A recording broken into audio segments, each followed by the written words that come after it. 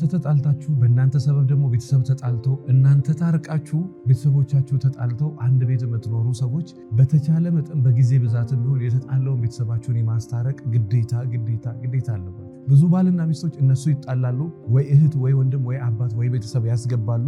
የሁለቱ ቤተሰቦች ደግሞ በጣም በአደገኛ ሁኔታ በልጃቸው ሰበብ ይጣሉና እነሱ ታረቀው አንድ ቤት ይኖራሉ። የተጣሉትን ቤተሰቦች ግን አያስታርቁም፣ ወይ ደግሞ በጊዜ ብዛት እንትን ይላሉ፣ ወይ ደግሞ የራሳቸው ጉዳይ ብለው ይተዋሉ። በተቻላችሁ መጠን ባልና ሚስቶች ስትጣሉ ቤተሰቦቻችሁ ገብተው ቤተሰቦቻችሁ ደግሞ በእናንተ ጉዳይ ልጅ ናትና ልጅ ነውና እንዳይጣላ በጣም ሲበዛ ተጠንቀቁ። ብዙ ባልና ሚስቶች እነሱ ይጣላሉ፣ በእነሱ ሰበብ እናት፣ ቤተሰብ፣ ወንድም፣ ጓደኛ፣ ዘመድ እርስ በርስ ይጋጫል። እነሱ ታርቀው ተመልሰው አንድ ቤት ይኖራል።